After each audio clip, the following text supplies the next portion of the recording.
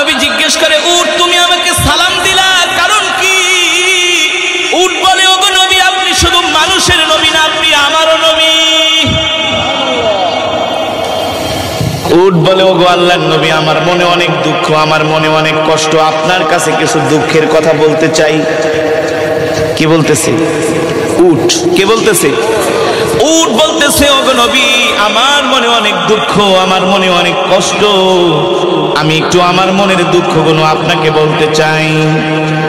আল্লাহর নবী উটকে ডাক দিছে, তাল, আসো আমার কাছে। উট আল্লাহর নবীর কাছে আসলেন, এসে উটের মুখটা আল্লাহর নবীর কানের কাছে নিয়ে মনের সব দুঃখগুলো বলতে লাগলেন। আর উটের চোখ দিয়া ঝরঝর করে পানি পড়তেছে। উট বলে, ওগো আল্লাহর নবী, দেখেন আমার বয়স হয়ে গেছে, আমি আগের মতো বোঝা বাইতে পারি না, আগের মতো আমি বোঝা বহন করতে পারি না, এই কারণে আমার মালিক আমাকে ঠিক মতো খাওয়া দাওয়া দেয় না, আমাকে খাবারে কষ্ট দেয়। শুধু এটাই না, আমার মালিক আমাকে জবাই করার জন্য দেখেন একটা ছুরি নিয়ে আসছে, একটু পরে আমার মালিক আমাকে জবাই করে দিবে। আল্লাহু আকবার, জোরে বলেন আল্লাহু আকবার। আল্লাহর নবী উটের কথাগুলো শুনছেন, আর উট কান্না করে বলতেছে, ওগো নবীজি, দুনিয়ার কোন মানুষের কাছে মনের দুঃখ বইলা লাভ নাই, একমাত্র আপনি ছাড়া, আপনি তো রহমাতুল লিল আলামিন। আল্লাহর নবী প্রশ্ন করে, উট, আমি তোমার জন্য কি করতে পারি? উট বলে, ওগো আল্লাহর নবী, আপনি আমাকে আমার মালিকের থেকে ক্রয় করে আপনি আমাকে আজাদ করে দেন, আমার মালিকের থেকে আপনি আমাকে কিনা নিয়ে আজাদ করে দেন, কারণ আমিও তো আপনার উম্মত। আর আস্তে কোন সুবহানাল্লাহ, আমিও তো আপনার উম্মত, আমি কষ্ট পাই, এটা আপনি সহ্য করতে পারবেন না, কারণ আপনি আমার নবী, আমি আপনার উম্মত। আল্লাহু আকবার। আল্লাহর নবী উটের কথাগুলো শুনে ডাক দিছে, ইয়া সাহেবাল মালিক, এ উটের মালিক কি, এদিকে আসো, এ উটের মালিক কে, এদিকে আসো। আল্লাহ নবী ডাক দিলেন, এ তুমি এই উটকে কষ্ট দাও, কারণ কি? উটের মালিক বলে, উটকে আমি কষ্ট দেই, এটা আপনি আবার কিভাবে জানেন? সুবহানাল্লাহ। তুমি উটকে ঠিক মতো খাবার দাবার দাও না, তুমি উটকে কষ্ট দাও, তাকে তুমি জবাই করে তোমার আত্মীয় স্বজনকে খাওয়াই দিবা। উটের মালিক বলে, আমি যে উটকে জবাই করব, উটকে খাবার দেই না, এই কথা আপনাকে কে বলছে? সুবহানাল্লাহ। রহমাতুল লিল আলামিন বলে, তুমিও বলো নাই, দুনিয়ার কোনো মানুষও বলে নাই, উট আমার কানে কানে বলছে। আরে উট আপনার কানে কানে বলছে, আপনি জানেন কিভাবে? বলে, আমি যদি না জানি তাহলে নবী হলাম কিভাবে? আমি যদি না জানি আমি নবী হলাম কিভাবে? ওই উটের মালিক ছিল একজন ইহুদি, কুখ্যাত ইহুদি, যেই ইহুদিরা এখন ফিলিস্তিনে মুসলমানদেরকে মারতেছে, ঠিক কিনা বলেন? ইহুদিরা আগের থেকেই ওরা হলো পাপিষ্ঠ জাতি, মানুষকে এমনকি অন্য কোনো প্রাণীকেও তারা হত্যা করতে, কষ্ট দিতে তারা দ্বিধা করে না। উটের মালিক বলে, মুহাম্মদ, এ মুহাম্মদ, আমি উটকে কষ্ট দেই, এই কথা আজ পর্যন্ত কোনো খ্রিস্টান পাদ্রীও তো বলতে পারে নাই, আমাদের ধর্মগুরুও বলতে পারে নাই। মুহাম্মদ, আপনি কিভাবে জানলেন আমি উটকে কষ্ট দেই, উটকে খাবার দেই না? আল্লাহর নবী রহমাতুল লিল আলামিন বলে, ইহুদি, আমি এই রাস্তা দিয়ে হেঁটে যাচ্ছিলাম, আর তোমার উট আমাকে দেখা সালাম দিছে, আসসালামু আলাইকা ইয়া রাসূলুল্লাহ। উট আমাকে দেখা সালাম দিয়া বলে, গো আল্লাহর নবী, আমি কিন্তু আপনাকে চিনতে ভুল করি না, আমি আপনাকে দেখে চিনে ফেলেছি, আপনি আমার নবী, আপনি আমাকে আমার মালিক থেকে ক্রয় করে আমাকে আজাদ করে দেন, আমার মালিক আমাকে কষ্ট দেয়, দুঃখ দেয়, যন্ত্রণা দেয়, আমি আমার মালিকের কাছে থাকতে চাই না। এবার ওই ইহুদি উটের মালিক বলে, ও মুহাম্মদ, যেই উট আপনার সাথে কথা বলে, যেই উট তার মনের দুঃখগুলো আপনার কাছে বলে, আপনি দুনিয়ার কোনো সাধারণ মানুষ না, আপনি হলেন আল্লাহর পয়গম্বর, কোনো সন্দেহ নাই।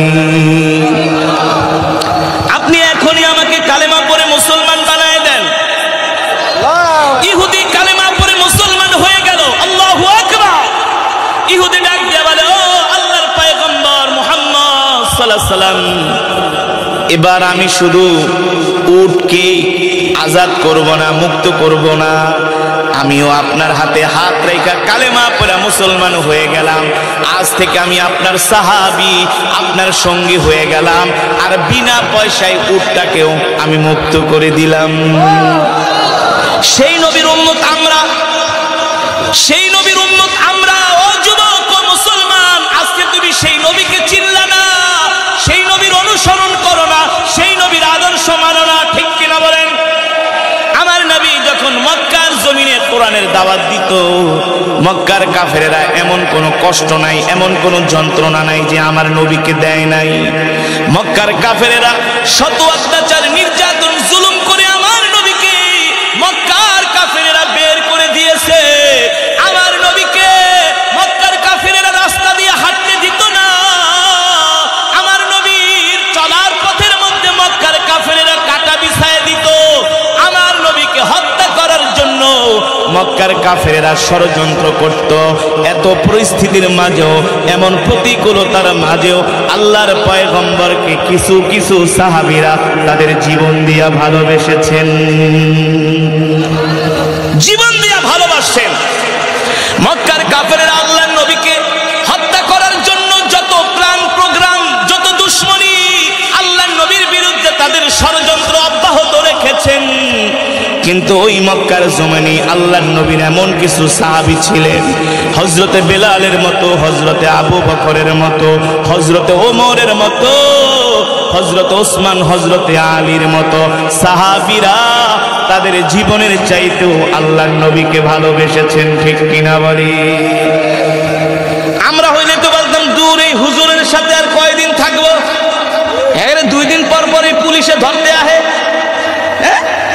আরে আমার মসজিদের ইমাম সাহেব 2 দিন পর পর পুলিশে ধরতে আহে, তার চাকরি নট করে দাও।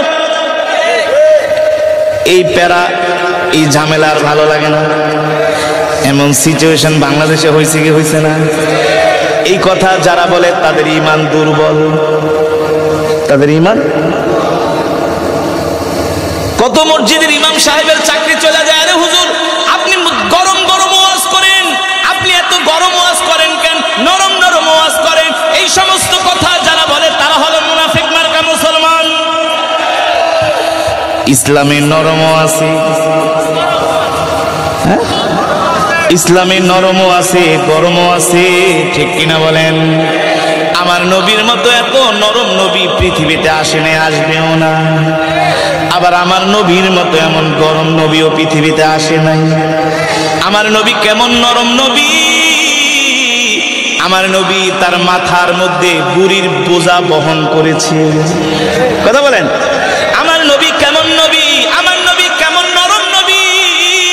আমার নবীর কাছে ইহুদি আসছে রাত্রবেলা, এ মুহাম্মদ, আমাকে একটু তোমার বাড়িতে রাত্রে থাকতে দাও। আল্লাহ নবী বলে, ঠিক আছে ইহুদি থাকো, কিন্তু ঘরের মধ্যে খাবার আছে একজনের।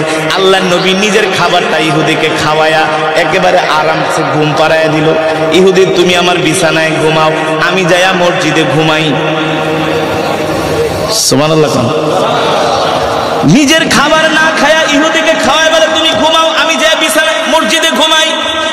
ইহুদিকে আল্লাহ নবী তার নিজের খাবার খাওয়ায়া নিজের বিছনায় ঘুম পাড়ায়া আল্লাহ নবী মসজিদে যায় ফ্লোরের মধ্যে ঘুমায় আছে, ফ্লোরের মধ্যে, আর ইহুদি খাটের মধ্যে ঘুমায়।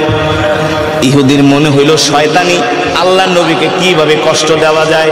ইহুদি মনে মনে মনে ভাবে, আজকে একটা সুযোগ পাইছি, মুহাম্মদের বিছনার মধ্যে আজকে বাথরুম করে দিব। নাউজুবিল্লাহ, আজকে একটা সুযোগ পাইছি। ইহুদি কি করলো? আল্লাহ নবীর বিছানার মধ্যে মল ত্যাগ করে দিল। নাউজুবিল্লাহ বলবেন না। মল ত্যাগ করে সূর্য ওঠার আগে ইহুদি ভয়ে পালায় গেল।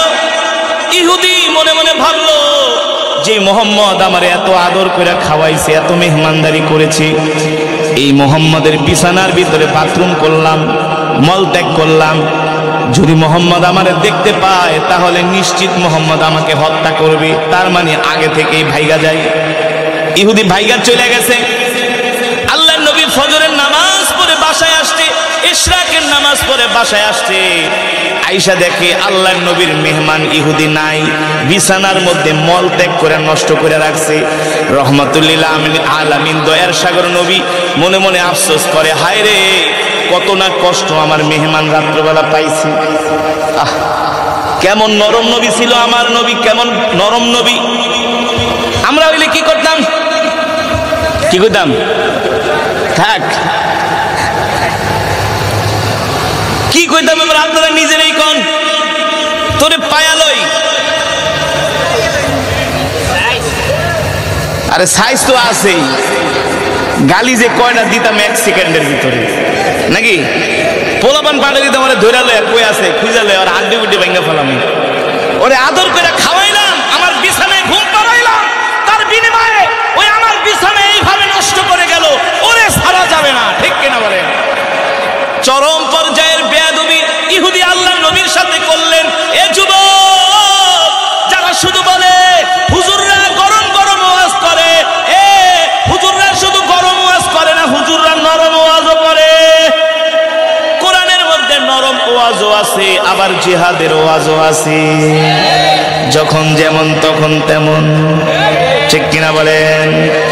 আল্লাহ নবী কয়, আহারে আমার মেহমান ইহুদি কতই না কষ্ট পাইছে রাত্রবেলা, এ কারণে আমার বিছানাটাকে নষ্ট করে দিছে।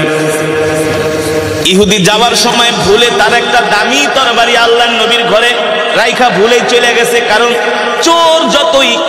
চোর যত বড় চালাক হোক, চুরি করার সময় কিন্তু একটা প্রমাণ রেখে যায়। দেখবেন ডাকাত যত বড় চালাক হোক, ডাকাতি করার পরে কিন্তু একটা প্রমাণ, চোর যত বড় এক্সপার্ট চোর হোক, চুরি করার পরে যাওয়ার সময় একটা প্রমাণ সে রেখেই যায়। ইহুদির দামি তরবারি খাটের নিচে রাইখা ঘুমাইছে, তো ফজরের আজানের পরে সূর্য ওঠার আগে নিজের জান নিয়ে আগে পালায়, দামি তরবারি রেখা ইহুদি চলে গেছে। এখন যখন সকালবেলা হয়েছে, ইহুদি কয়, কিরে আমার তরবারি কোথায়? তরবারি খুঁজে পায় না, মনে হয়েছে তরবারি আল্লাহ নবীর ঘরে ইহুদি রেখেই ভেগে চলে গিয়েছে। ইহুদি বলে, এখন কি করা যায়? যদি আমি মুহাম্মাদের ঘরে যাই তরবারি আনি,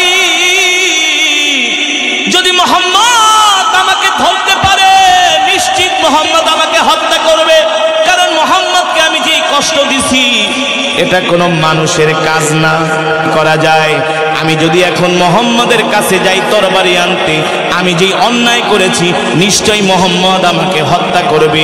ইহুদি ভয়ে ভয়ে ভয়ে ভয়ে আল্লাহ নবীর ঘরের দিকে আসছে, আর মনে মনে ভাবতেছে, আরে এতদিন তো শুই না আসছি, মুহাম্মদ কোনো প্রতিশোধ নেয় না। যদি মুহাম্মদ প্রতিশোধ নেয় তাহলে বুঝবো মুহাম্মদ সত্য। মুহাম্মদ শুধু মানুষকে ক্ষমা করে, কিন্তু ইহুদি যে অন্যায় করছে এটা তো ক্ষমার অযোগ্য অপরাধ। আপনি আমার বাড়িতে আসলেন, আমি মেহমানদারি করাইলাম, উল্টা আপনি আমার এই ক্ষতি করলেন, মানা যায়? মানা যায়? এ মুসলমান, এ অমুসলিমরা শুনে রাখো, এটাই হলো ইসলামের সৌন্দর্য, ঠিক কিনা বলেন? এটাই হলো ইসলামের সৌন্দর্য। ইহুদি মনে মনে ভাবে, আমি এখন মুহাম্মদের কাছে যাব, মুহাম্মদ যদি আমাকে ক্ষমা করে দেয় তাহলে বুঝবো মুহাম্মদ সত্য নবী। আর আমি যদি দেখি মুহাম্মদ আমাকে ক্ষমা করে আমার সাথে সুন্দর আচরণ করে, আমি তার এই ক্ষমার কারণে আমি আমার নিজের ধর্ম ত্যাগ করে সাথে সাথে মুসলমান হয়ে যাব। জোরে বলেন আল্লাহু আকবার। ইহুদি ভয়ে ভয়ে আসতেছে আল্লাহ নবীর বাড়ির দিকে। আল্লাহ নবী ইহুদিকে দেখে ডাক দেয়, তালিয়া শাবাব, এদিকে আসো যুবক, রাত্রবেলা তুমি আমার মেহমান হয়েছিলে, আমি মনে হয় তোমার পরিপূর্ণ খেদমত করতে পারি নাই, এই কারণে তুমি আমার বিছানাটা নষ্ট করে দিছো। ইহুদি মনে মনে কে, মুহাম্মদ তুমি বলো কি, তুমি আমাকে খেদমত করতে পারো নাই? মানে তুমি আমাকে তোমার নিজের খাবার খাওয়ায়া, নিজের বিছানায় ঘুম পাড়ায়া তুমি যায় মসজিদে ফ্লোরের মধ্যে ঘুমাইছো। মুহাম্মদ, তোমার মতো এত সুন্দর উত্তম চরিত্রের মানুষ আমি আজ পর্যন্ত কোনোদিন মক্কায় দেখি নাই। আল্লাহ নবী বলে, ইহুদি মনে হয় তোমার রাত্রবেলা কষ্ট হয়েছে, তোমার কষ্টের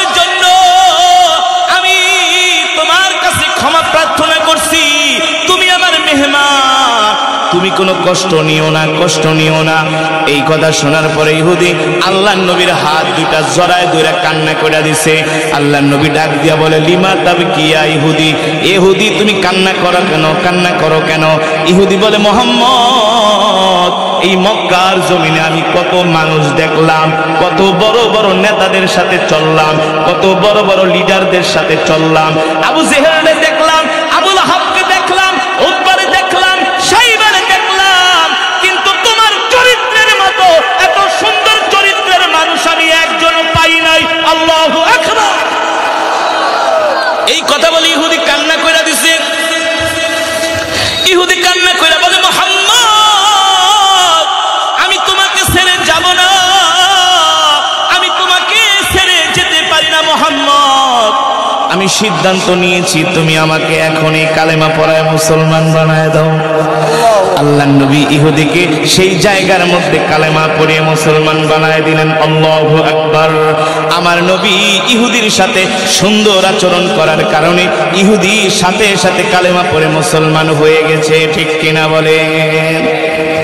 এই কারণে আল্লাহ তাআলা বলেছেন, ইন্নাকা লাআলা খুলুকিন আযীম। ওগো নবী, আপনার চরিত্রই হলো সর্বশ্রেষ্ঠ চরিত্র, আপনি হলেন সর্বশ্রেষ্ঠ চরিত্রের উপরে প্রতিষ্ঠিত। আমার নবী 13টা বছর মক্কার জমিনে ছিলেন। মক্কার এমন কোন মানুষ বলতে পারবে না আমার নবী কোন মানুষের মনে কষ্ট দিয়েছেন। বলতে পারবে?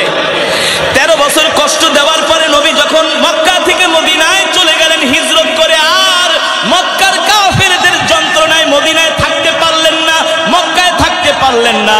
আল্লাহর নবী চলে গেলেন মদিনায়। মদিনায় আল্লাহর নবী যখন চলে গেলেন 1 মাস 2 মাস 3 মাস পরে মক্কার কাফেরদের মাঝে ঝগড়া লেগে যায়, একজনের সাথে আরেকজনের মারামারি লেগে যায়, একজনের সাথে আরেকজনের দ্বন্দ্ব লেগে যায়।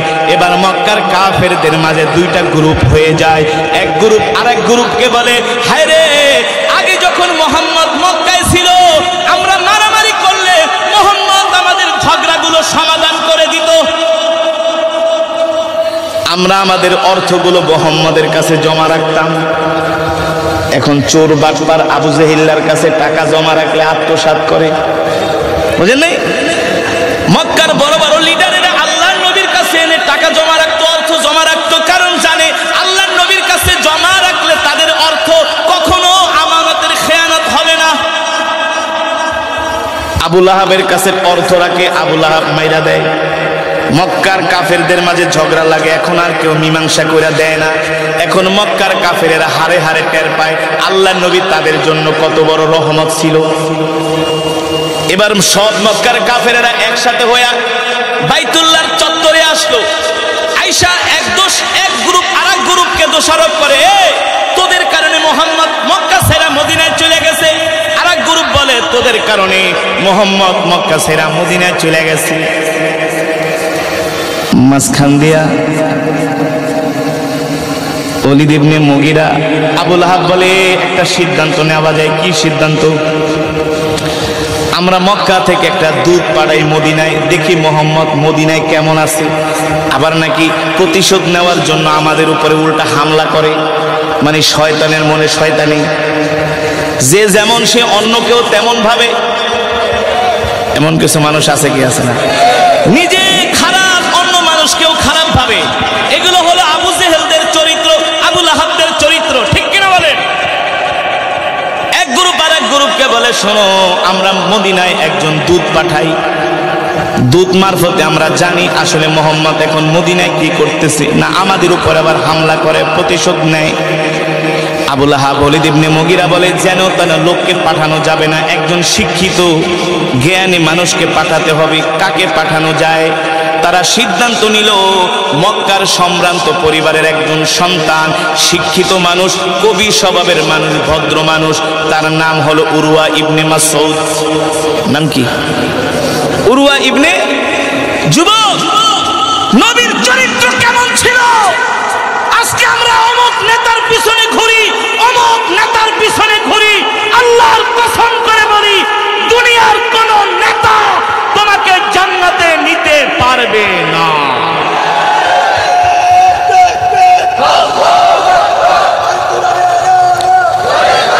ইকুটা কমা, কেস কেস করে। আজকে তুমি স্লোগান দাও আমার নেতার চরিত্র ফুলের মতো পবিত্র, মাগার নামাজ পড়ে না এক ওয়াক্ত, মিনিটে মিনিটে বেনসন খায়, আছে না? পায়ের উপর পা তুইলা বেনসন টানে। কি অবস্থা? ফাটা নামু যা 110 জন যা যা একেবারে সাইজ করে দিয়া, কোনো মানামানি নাই, একবারে গুলি করুন, পাশা দিয়া বাইরে এবো মাথা দিয়া। কি হুমকি দামকি, ঠিক কিনা বলেন? যেই নেতা তোমাকে নামাজ পড়ার কথা বলে না সেটা কোনো নেতাই হতে পারে না। যেই নেতাকে দেখলে জাহান্নামের কথা মনে পড়ে না, জাহান্নামের শাস্তির কথা মনে পড়ে না, সেটা কোনো নেতাই না। যেই নেতাকে দেখলে তোমার পরকালের কথা মনে উঠবে সেটাই তোমার আসল নেতা, ঠিক কিনা বলেন? আজকে আমাদের দেশের যুব সমাজ কোথায় যাচ্ছে? আজকে তাদের গন্তব্য কোথায়? নামাজ নাই, রোজা নাই, দিন নাই, ইসলাম নাই, ঘুমের থেকে উঠে সকাল 10টা বাজে। আছে কি আছে না? এমন যুবক নোয়াখালীতে নাই? হাফ প্যান্ট পরে রাস্তা দিয়ে ঘুরে, হ্যাঁ, আর নেতার পিছনে মোটরসাইকেল লয়ে ঘুরে হারাদি। নেতাও নামাজ পড়ে না, হেও নামাজ পড়ে না। নেতা খায় বেনসন, হে খায় গাঁজা।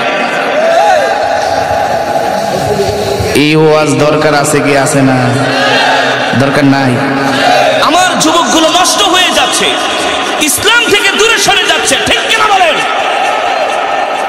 যুবক, তুমি নেতা নির্বাচন করবা এমন নেতা যে নেতার চেহারা দেখলে তোমাকে মসজিদে যেতে মন চায়, ঠিক না?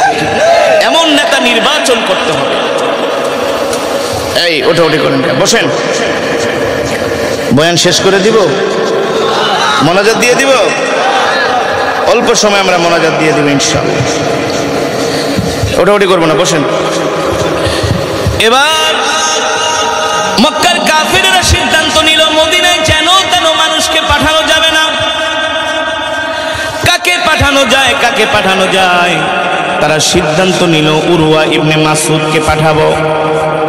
উরওয়া ইবনে মাসউদ একজন শিক্ষিত যুবক, কবি স্বভাবের মানুষ, ভদ্র মানুষ, জ্ঞানী মানুষ।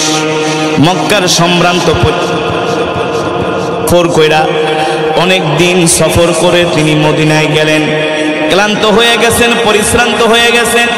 মদিনায় যায় মানুষদেরকে জিজ্ঞেস করে, আইনা মুহাম্মদ ইবনে আব্দুল্লাহ, তোমরা কি জানো মক্কা থেকে একজন যুবক মদিনায় আসছে, তাকে কি তোমরা চিনো?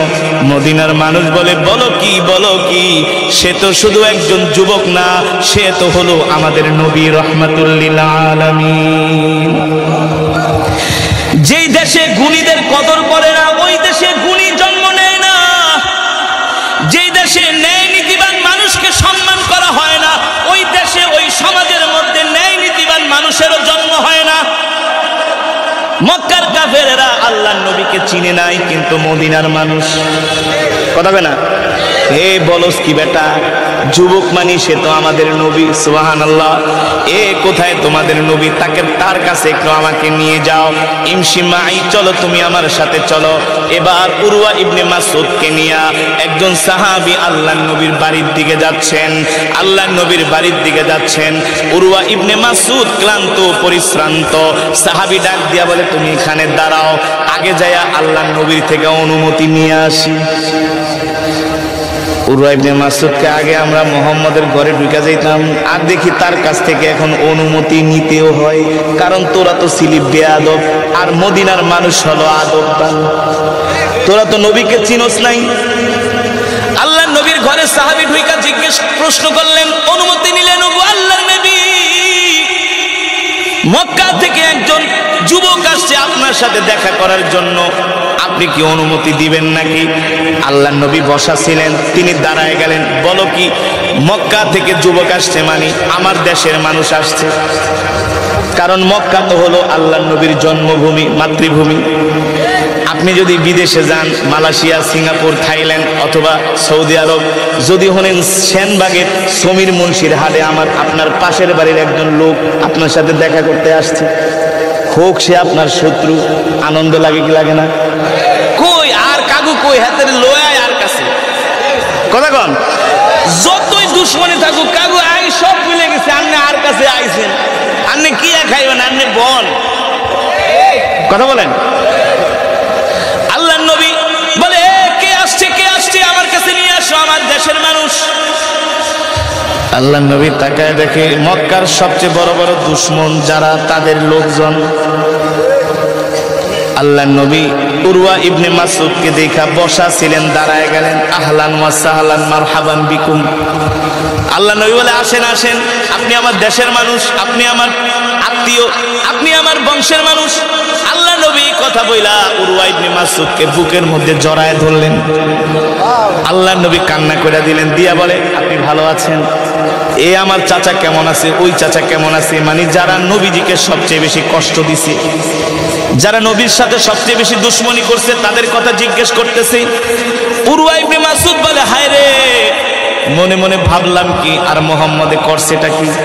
আমি তো ভাবছি মোহাম্মদ আমাকে দেখলে বন্দি করবে, হত্যা করবে, আমার সাথে খারাপ আচরণ করবে, কিন্তু মোহাম্মদ আমার সাথে এত সুন্দর আচরণ করতেছে। এত সুন্দর আচরণ করার মানুষ আমি আজ পর্যন্ত কোনোদিন মক্কায় দেখি নাই। আরে দেখবা কোত্থেকে, তিনি তো হলেন রহমাতুল লিল আলামিন। আল্লাহ নবী উরওয়া ইবনে মাসউদকে নিয়ে বসালেন, বসায়া আল্লাহ নবী তাকে এত আদর করতেছেন। বারবার আমার নবীকে যারা কষ্ট দিয়েছে তাদের কথা আল্লাহ নবী বারবার জিজ্ঞেস করে, বারবার জিজ্ঞেস করে।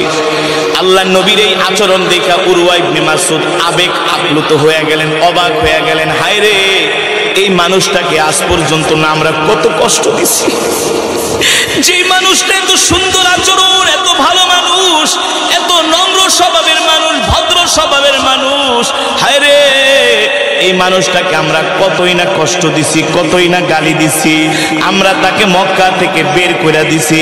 এত সুন্দর মানুষটা আমার সাথে এত সুন্দর আচরণ করতেছে। উরওয়া ইবনে মাসউদ আবেগ আপ্লুত হয়ে তার চোখ দিয়ে পানি পড়তেছে আল্লাহর নবীর আচরণ দেখে। উরওয়া ইবনে মাসউদ তার আবেগ থামাইতে পারে নাই। আল্লাহর নবীর প্রতি ভালোবাসা পাইরা উরওয়া ইবনে মাসউদ আল্লাহর নবীর গায়ে হাত দিয়া আদর করতেছে। হায় রে মোহাম্মদ, তোমাকে কতদিন আমরা মক্কায় দেখি না, তুমি কি জানো মক্কার সব মানুষ তোমার কথা মনে করে? সুবহানাল্লাহ।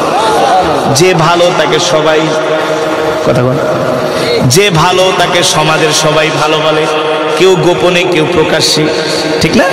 উরওয়া ইবনে মাসউদ আল্লাহর নবীর চেহারা মোবারকে হাত দিয়ে আদর করতেছে। পাশে বসা ছিলেন আল্লাহর নবীর একজন সাহাবী, আল্লাহর নবীর একজন সাহাবী বসা ছিলেন। আল্লাহর নবীর সাহাবী হযরত ওমর বসা ছিলেন। তিনি খাপ থেকে তরবারি বের করছে, বের করে ওই উরওয়া ইবনে মাসউদের গলার মধ্যে, হাতের মধ্যে ধরছে। এই বেটা, কার চেহারায় হাত দেস? এটা কিন্তু মক্কা না, এটা মদিনা, এটা মদিনা। আমাদের জীবন চলে যাইতে পারে, আল্লাহর নবীর কোনো অপমান আমরা সহ্য করব না। সুবহানাল্লাহ। হাত নামা, হাত নামা। উরওয়া ইবনে মাসউদ মনে মনে কয়, আমি তো মুহাম্মদের চেহারায় হাত দিছি আদর করার জন্য। কি করার জন্য? আদর করার জন্য। আমার তো মনের মধ্যে কোনো দুশ্মনী নাই। হায় রে, আমার মনের, আমার কাছে তো এটা কোনো অন্যায় না, কিন্তু মুহাম্মদের সাহাবীরা মুহাম্মদকে ভালোবাসে, এতটুকুন বেআদবি কাজও মুহাম্মদের অনুসারীরা বরদাস্ত করতে পারল না। আল্লাহু আকবার। তার মানে মুহাম্মদকে তারা কতটা ভালোবাসে। উরওয়া ইবনে মাসউদ বলে, আমি তো এভাবেই আদর করার জন্য হাত দিছি। হযরত ওমর কবে হাত নামা, আল্লাহর নবীর দিকে হাত বাড়াবি না, হাত কাইটা ফেলাবো। সুবহানাল্লাহ। উরওয়া ইবনে মাসউদ বুঝতে পারছে এটা মক্কা না, এটা কোথায়? মদিনা। উরওয়া ইবনে মাসউদ বলে, আমি 3 দিন ছিলাম মুহাম্মদের কাছে, দেখি মুহাম্মদ ওযু করে, তার সাহাবীরা ওযুর পানিগুলো জমিনে পড়তে দেয় না, ওই ওযুর পানিগুলো হাতের তালুতে নিয়ে তাদের চেহারার মধ্যে বরকতের জন্য মারতে থাকে। উরওয়া ইবনে মাসউদ বলে, মুহাম্মদ মুখ থেকে থুতু ফালায়, সেই থুতুগুলা মুহাম্মদের সাহাবীরা জমিনে পড়তে দেয় না, ওই থুতুগুলো হাতের মধ্যে নিয়ে সাহাবীরা মিশক আম্বর সুগন্ধি আতরের মতো শরীরের মধ্যে মাখতে থাকে। উরওয়া ইবনে মাসউদ বলে, আমার আর বুঝতে বাকি রইল না মুহাম্মদের সাহাবীরা মুহাম্মদকে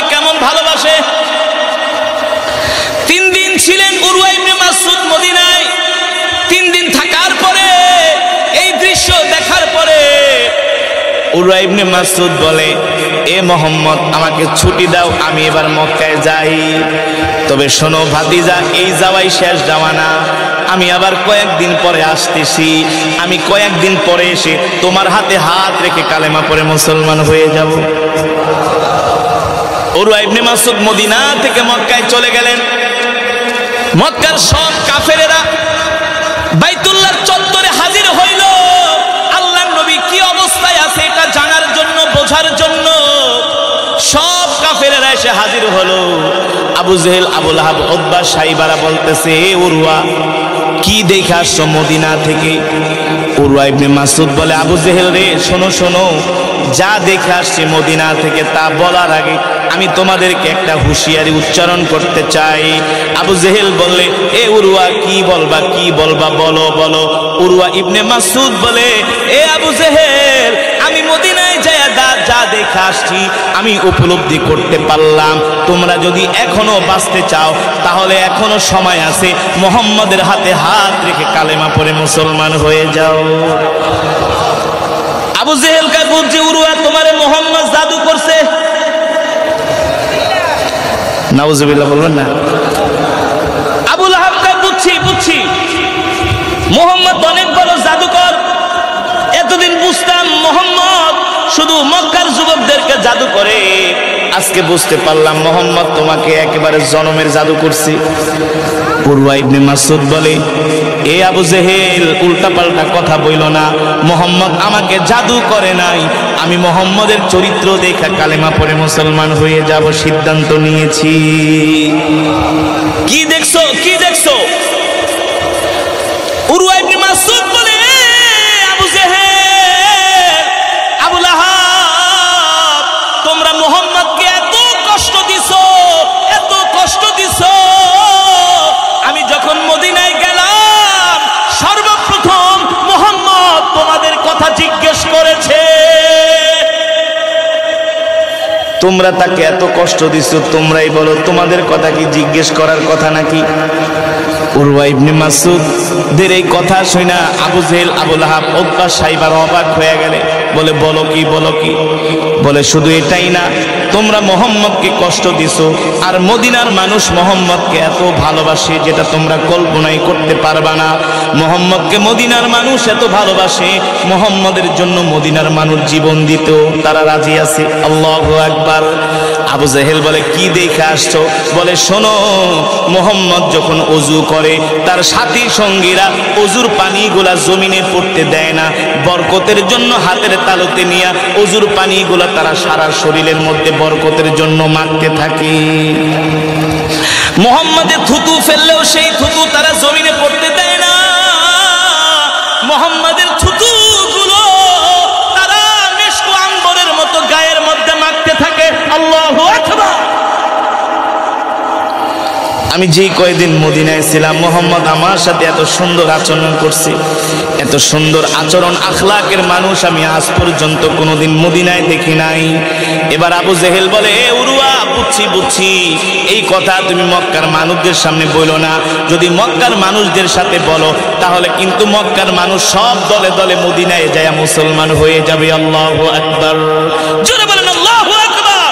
এ উরওয়া, চুপ থাকো, সাবধান, মুহাম্মাদের এই কথা কারো কাছে তোমার বলার দরকার নাই।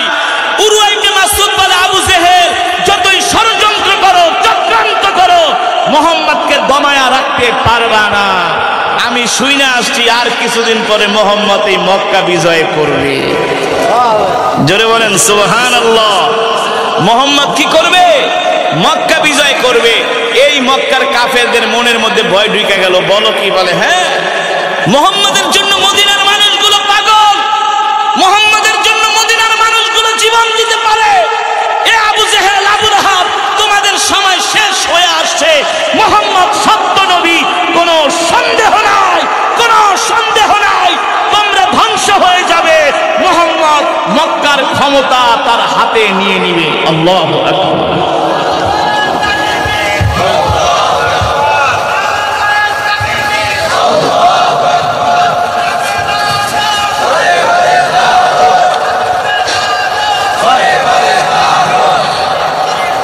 ফুলের মতো পবিত্র